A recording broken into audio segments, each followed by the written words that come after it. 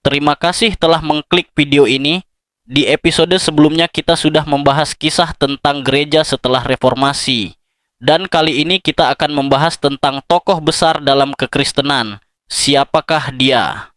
Tetapi sebelum itu jangan lupa untuk subscribe channel ini supaya bisa lebih berkembang lagi ke depannya. Dan nyalakan loncengnya agar kalian tidak ketinggalan video terbaru dari kami. Tanpa berlama-lama langsung saja kita masuk ke dalam kisahnya. Ini dia kisah tentang tokoh besar yaitu Martin Luther.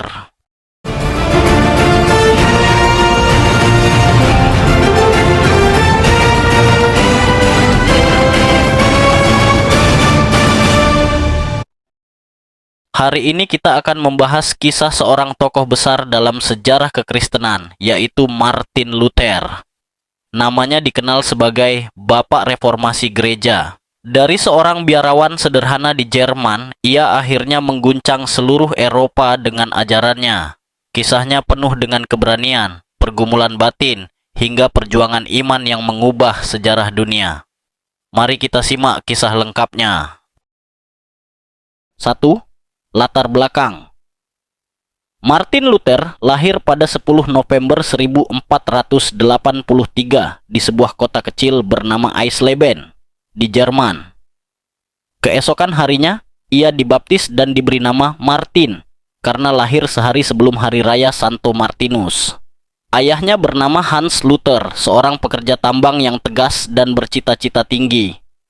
Hans ingin anaknya tidak hidup susah seperti dirinya, karena itu ia berharap Luther menjadi seorang pengacara. Ibunya, Margarethe Luther, dikenal sebagai wanita sederhana namun penuh disiplin. Sejak kecil, Luther tumbuh dalam suasana keluarga yang keras.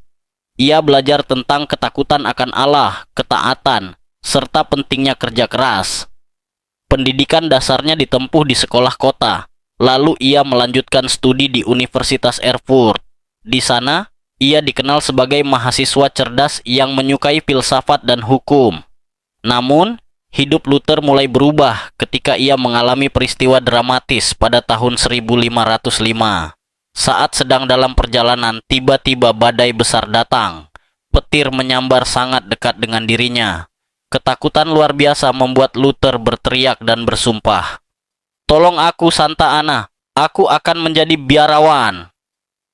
Janji ini mengubah jalan hidupnya. Alih-alih menjadi pengacara seperti harapan ayahnya, Luther masuk ke biara Augustinian di Erfurt. Keputusan ini sempat mengecewakan ayahnya, tetapi Luther merasa ia harus menepati sumpahnya kepada Tuhan. Di biara, Luther berusaha hidup dalam ketaatan penuh.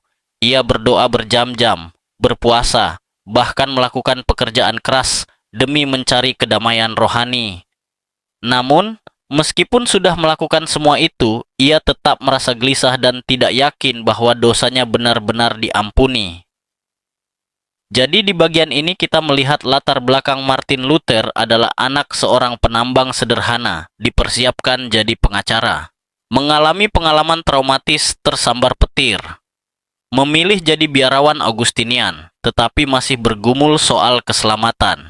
Bagian ini penting karena menyiapkan dasar cerita bahwa sejak muda Luther sudah haus akan kebenaran dan ingin menemukan jalan keselamatan sejati.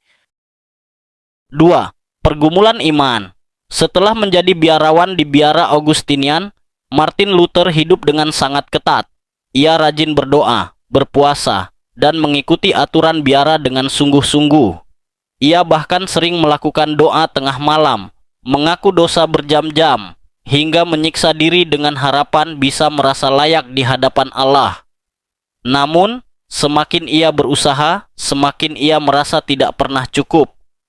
Luther begitu takut akan murka Allah. Baginya, Tuhan digambarkan sebagai hakim yang keras dan tidak mungkin dipuaskan hanya dengan perbuatan baik manusia.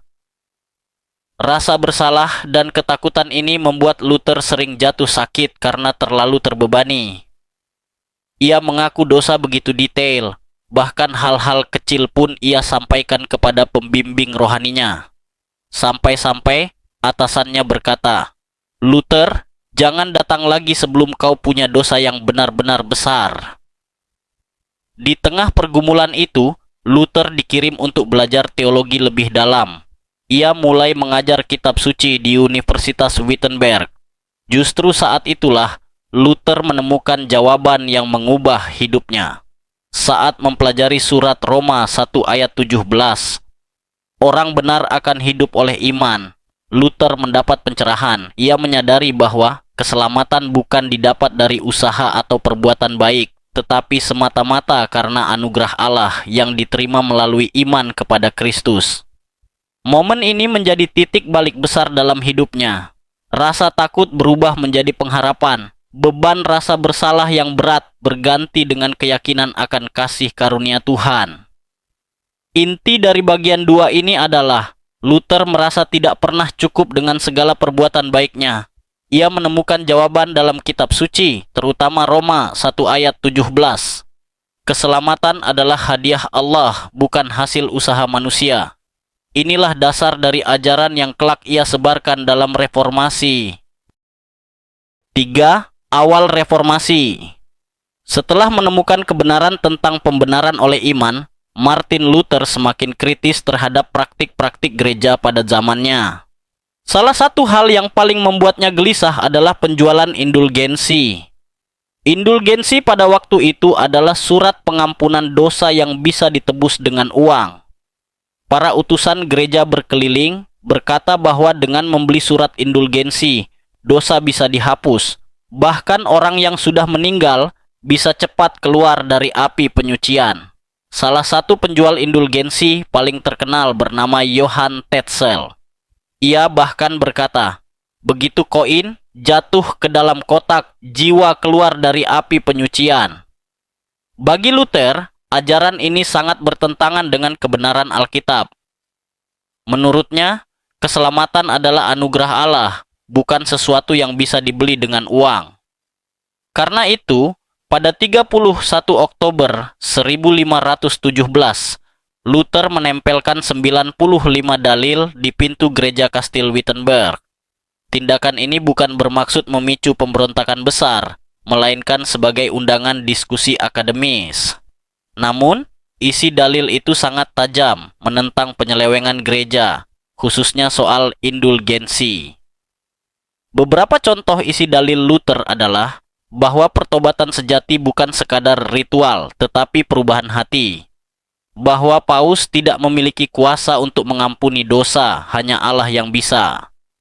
Bahwa orang percaya dipanggil untuk hidup dalam iman, bukan membeli keselamatan. Yang mengejutkan, berkat penemuan mesin cetak, tulisan Luther menyebar dengan sangat cepat ke seluruh Jerman dan Eropa. Dalam waktu singkat, namanya dikenal luas. 95 dalil itu menjadi percikan api reformasi, sebuah gerakan besar yang mengguncang dunia Kristen dan memisahkan sejarah menjadi sebelum dan sesudah reformasi. 4. Pertentangan dan keberanian. Setelah 95 dalil Martin Luther menyebar luas, pihak gereja Katolik Roma merasa terancam. Paus Leo X menuntut Luther untuk mencabut semua ajarannya, tetapi Luther menolak. Baginya, jika ajaran itu benar berdasarkan kitab suci, maka ia tidak akan menariknya. Penolakan Luther membuat konflik semakin besar. Pada tahun 1521, ia dipanggil ke sebuah pertemuan besar yang disebut Diet of Worms, yaitu sidang kekaisaran yang dipimpin oleh Kaisar Romawi Suci, Charles V. Di hadapan para pemimpin gereja dan politik, Luther ditanya, apakah engkau bersedia mencabut semua tulisan dan ajaranmu? Situasi saat itu sangat menegangkan, hidupnya benar-benar dipertaruhkan. Jika ia menolak, ia bisa dianggap bidat, bahkan dihukum mati. Namun dengan keberanian penuh, Luther menjawab dengan kata-kata yang sangat terkenal, kecuali aku diyakinkan oleh kesaksian kitab suci atau alasan. Yang jelas, aku tidak dapat menarik kembali apapun, sebab hati nurani terikat oleh firman Allah. Inilah aku berdiri, aku tidak dapat berbuat lain. Kiranya Allah menolong aku. Amin. Jawaban ini mengguncang ruangan. Luther menegaskan bahwa Alkitab adalah otoritas tertinggi, bukan paus, bukan tradisi, bahkan bukan kekaisaran. Setelah sidang, Luther dinyatakan sebagai penjahat iman dan buronan. Tetapi ia diselamatkan oleh sahabatnya, Pangeran Frederick dari Saksoni, yang menyembunyikannya di Kastil Wartburg. Di tempat persembunyian itu, Luther tidak berhenti berkarya. Justru di sana ia mulai menerjemahkan Alkitab ke dalam bahasa Jerman, sehingga orang biasa bisa membaca firman Tuhan sendiri, tanpa harus bergantung pada imam. Inti bagian ini adalah, Luther menolak mencabut ajarannya meski diancam. Sidang Worms 1521. Jadi momen keberanian. Inilah aku berdiri. Ia bersembunyi di Wartburg dan menerjemahkan Alkitab. Kelima, dampak reformasi. Setelah keberaniannya di sidang Worms, Martin Luther memang hidup dalam ancaman. Tetapi justru dari momen itu, gerakan besar reformasi Protestan mulai lahir. Di masa persembunyiannya di Kastil Wartburg, Luther menerjemahkan Alkitab ke dalam bahasa Jerman. Ini adalah langkah revolusioner, karena sebelumnya Alkitab hanya tersedia dalam bahasa Latin yang sulit dipahami rakyat biasa. Dengan Alkitab dalam bahasa mereka sendiri, orang-orang bisa membaca firman Tuhan tanpa bergantung sepenuhnya pada imam atau tradisi gereja. Selain itu, ajaran Luther menyebar luas dan menjadi fondasi lahirnya gereja-gereja Protestan. Ia menekankan prinsip-prinsip yang kemudian dikenal dengan sebutan 5 sola. 1. Sola Scriptura, hanya kitab suci sebagai otoritas tertinggi iman. 2. Sola Fide, hanya oleh iman manusia dibenarkan di hadapan Allah. 3. Sola Gratia, hanya oleh kasih karunia Allah kita diselamatkan. 4. Solus Christus, hanya Kristus yang menjadi perantara keselamatan. 5. Soli Deo Gloria, hanya bagi kemuliaan Allah segala sesuatu dilakukan. Dampaknya luar biasa. Gereja Katolik Roma mengalami krisis besar dan akhirnya juga melakukan pembaruan internal yang disebut Counter-Reformation. Umat Kristen di Eropa semakin berani membaca, menafsirkan, dan menghidupi iman berdasarkan Alkitab. Pendidikan berkembang pesat karena orang-orang ingin belajar membaca untuk bisa mengakses Alkitab. Kebebasan beriman mulai tumbuh, membuka jalan bagi lahirnya banyak aliran dan denominasi Kristen. Martin Luther sendiri wafat pada tahun 1546, tetapi warisannya tetap hidup hingga hari ini. Keberaniannya melawan ketidakadilan rohani dan keteguhannya pada kebenaran firman Tuhan menjadikannya simbol perubahan. Jadi, inti dari bagian 5 adalah Luther menerjemahkan Alkitab ke bahasa Jerman rakyat bisa membaca sendiri. Ajarannya melahirkan gereja Protestan dengan prinsip sola. Reformasi membawa dampak besar pada gereja, masyarakat, bahkan dunia. Martin Luther meninggal pada tahun 1546, namun warisannya tetap hidup. Melalui keberaniannya, dunia Kristen diingatkan kembali pada inti Injil. Keselamatan hanya oleh kasih karunia Allah melalui iman kepada Kristus. Dari kisah Luther kita belajar bahwa kebenaran mungkin tidak selalu populer, tetapi harus diperjuangkan. Terima kasih sudah menyimak kisah ini. Jangan lupa like, share, dan subscribe untuk konten sejarah iman lainnya. Sampai jumpa.